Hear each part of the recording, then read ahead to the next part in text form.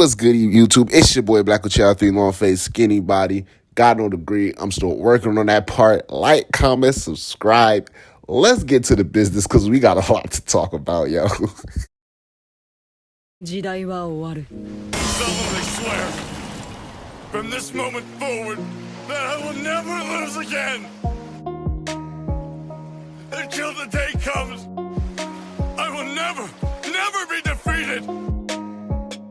I dare somebody to sit there and tell me that y'all faithfully read all 48 chapters of that Boruto manga and you absolutely was not completely like baffled or just like hyped or one time, at least one time throughout chapter 48. You ain't say, yo, Kasha Koji is that nigga, bro. I dare somebody to go ahead and lie to me at that point, bro. You just know shit is gonna get you clout if you say shit was trash. Cause bro, chapter 48, my nigga, was not only one of the most highly anticipated Boruto chapters, and that is not even gonna be that case for much longer. Cause I'm really trying to see what the fuck this nigga Ishiki has planned for them niggas inside of Konoha. He's finna turn that bitch into a fucking pothole, and shit is finna get real like my nigga Pain, and you already know the deal. Bars. But bro, you cannot tell me you sat there and read chapter 48 and didn't think this shit was flames, bro. I don't want to hear it. If you gonna give me anything other than that, I'm not finna waste my breath arguing with niggas. I damn near already started within the last couple of months. Stop wasting my breath arguing with Boruto haters, because at that point I just realized these niggas watch that shit and read that shit on the low and then hate in public. So yeah, like, oh my goodness, this man Ishiki, what did I tell y'all like 5 months ago, bro? I'm like, yo, this man is finna pour a glass of wine ahead of the business of Kashin Koji. Now, my best guess was like he and Kashin Koji probably gonna, you know, share a cup of tea or some shit like that. You know, this nigga Kashin Koji, I ain't gonna lie, bro. He is that nigga, because it's very few people you can see get handled like Kashin Koji got handled and still ended up becoming like a fan favorite or just like the person that, like, in my eyes, yeah, I already saw what happened. I'm pretty sure everybody saw what happened. This nigga Ishiki folded Kashin Koji like an omelet, right? But at the end of the day, I look at the end of the fight, I'm like, yo, Kashin Koji is that nigga, bro. Kodachi is the GOAT just for doing that, bro. Because at the end of the day, when our fight is finished, it's like, damn, it was a crazy ass fight. But usually it's the victor is like, who's the person I'm worried about. Now, it's a very confusing situation because I'm not finna brush off the shit that happened by the end of the chapter at all, by any means. Not even for the disrespect my man Ishiki like that. You already know how I feel about him, right? But this man, Kashin Koji, was looking like a savage in damn near every fucking panel. They drew this nigga in that Raging Lion hair strike. Fuck, bro. All right, I'm not finna just vent about how much I like this chapter, because then niggas gonna just think I'm like a fanboy. All right, Boruto's really finna get hit with his Nindo in the next couple of chapters, even though it's been kind of like a lingering topic inside of the Boruto story heavily since the Momoshiki arc. You know, this nigga Sasuke is like, yo, basically, like, straight up put, stop being a bitch, Boruto. When this nigga Naruto was 12 and this nigga Sasuke was 12, they both was ready to die for their shit. This nigga Sasuke was ready to put his body on the line if it meant he could see Sakura and Itachi in the grave at the time being. You know what I'm saying? This nigga Naruto would literally tell niggas he's finna kill them just because, like, how many, yo, you gonna tell me how many times, bro, not only would preteen Naruto put his life on the line, but he would just tell niggas before the fight, like, you know what? If you ever disrespect my friends, I'm finna kill you, bro. Now, Hokage Naruto's on some more political, on some more shit. Like, yeah, I'm finna beat your ass. I'm finna immobilize you, probably, like, destroy your dreams. But nigga, 12-year-old Naruto, like, nah, you know what? Fuck it. Hey, Kurama, leak out some chakra, go one tails more, I'm finna kill this nigga, bro. Like, Boruto's not on that type of savagery of a level. Now, the skill set, all of that experience, you know, yeah, Boruto's naturally has all of these good ass gifts, all these freaking amazing ass talent, natural abilities, all of these natural chakra changes and all this shit, bro. But at the end of the day, when you look at Boruto, it's like, in this generation, not just with Boruto, I'm not even finna gang up. You already know I fuck with Sakura heavy. I'm gonna even say Sakura, I'm gonna include her in this category as well, with probably the only exception being Mitsuki and this nigga Kaoki, because you already know how them niggas roll. When they first got introduced, they was about that business, right? All right. But except for them two, with the small exception of those two, everyone else in Boruto's generation, you put them in a very dire situation right now, they wouldn't be able to make that critical decision. You know what?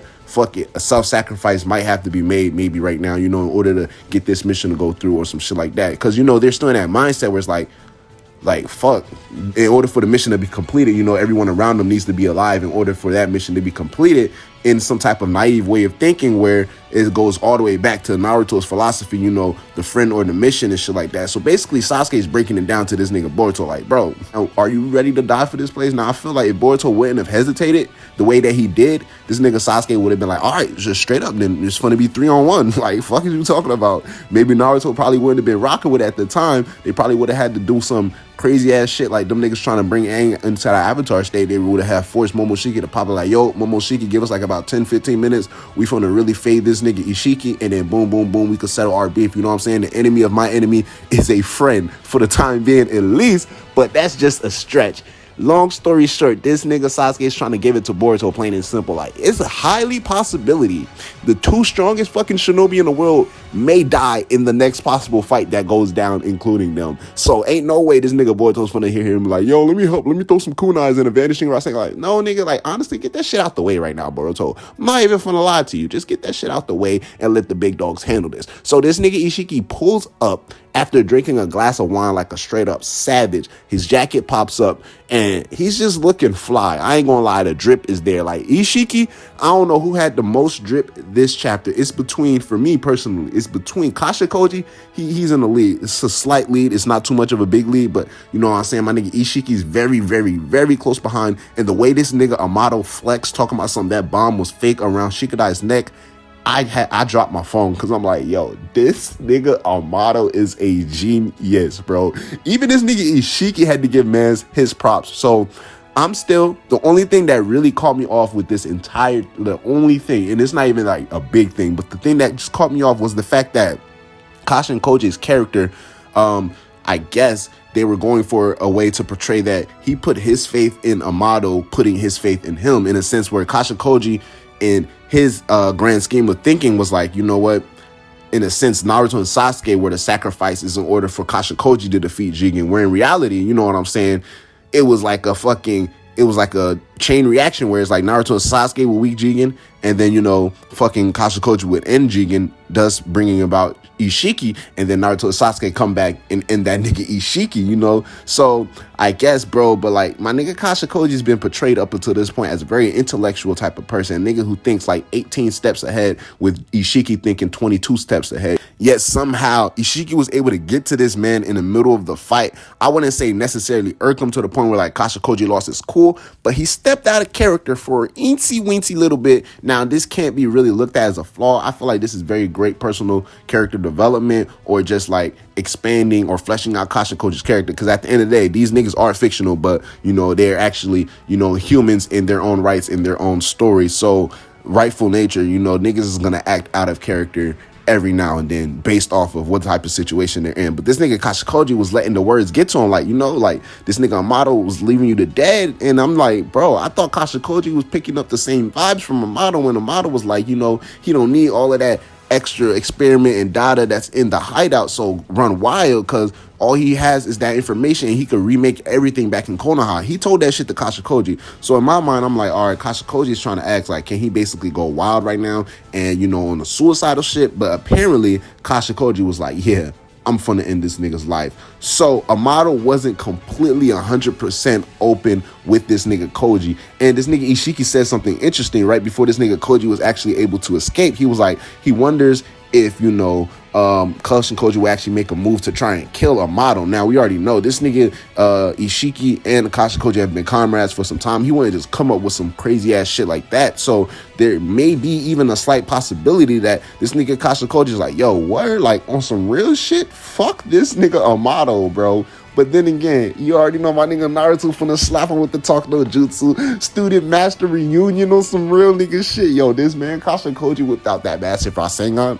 Bro, I was like, first of all, if the anime fucks up any of these fire style flame jutsus that Kashin Koji whipped out, I'ma fly down to Studio Period and I'ma just take over for the time being on those episodes because, yo, this nigga Kashin Koji, hey, Mandam Jigen, Ishiki, whoever you want to call him, shrinking the flames like a fucking thug in OG. But hey, Mandam Kashin Koji was letting them flames loose like a fucking savage, bro. You can't tell me that's not the truth. Boruto chapter 48 was flames, bro. And my next video is going to be more like a breakdown video on different things and highlights and keys and important aspects that go down throughout the entire chapter and for us to expect in chapter 49, bro. It's just that you already know I had to put everything in like my grand general ideas and overall feelings of the entire chapter in this one video just to let y'all hear my thoughts, bro. But yo, bro, I cannot stress enough, like, this nigga Ishiki, I don't really think he's finna destroy the village. I ain't even gonna lie to you, I'm not. And it's still unclear as to right now whether this nigga Ishiki has shoes on or not. I'm gonna go look over the panel right quick and just make sure. But I don't know. If he does have shoes on, I feel like shit's finna get serious because he's definitely finna have to drop them bitches off somewhere and he's gonna interrupt somebody's time of peacefulness. But yo, I feel bad for the niggas in the front of the entrance right now because I know for the very least them niggas is finna get blown away by this nigga's chakra. It just mass presence of power and all of that shit, bro. It's getting serious. So I'm trying to see this nigga Sasuke pull up. I'm trying to see this nigga Naruto pull up. I'm trying to see my nigga Rock Lee pull up, and I want to see my nigga Kakashi make a debut in the Boruto manga because it's about that time for the Purple Lightning to shine. You feel me? Bro, Boruto is like, don't even let me get started. Oh my gosh, bro, it's so good, bro. It's just like, it's your boy Black Uchiha, 3 long face, skinny body. Let me know what y'all think about Boruto chapter 48. What are y'all thoughts on everything? Who do y'all think the MVP this chapter was? And like I said, bro, my MVP this chapter was my nigga Kashin Koji. Long face, skinny body. Don't forget, guys, my previous video with the free 2 Black Uchiha 3 official hoodie merch giveaways. It be your old Uchihas. You know, the giveaway is still going on. You can leave your comments under that last previous video. I'm gonna leave a link in the description below, or even drop your favorite Boruto moment comment under this video. Just let me know, bro, what's your favorite Boruto moment? And now chapter 48 is included, so go ahead and update the fucking status. Do what you want to do. Comment on this video, comment under the last video. I'll leave the link in the description. Get a chance to win a hoodie. Yo, holla at your brother, holla at y'all. This nigga Black Uchiha's out, bro.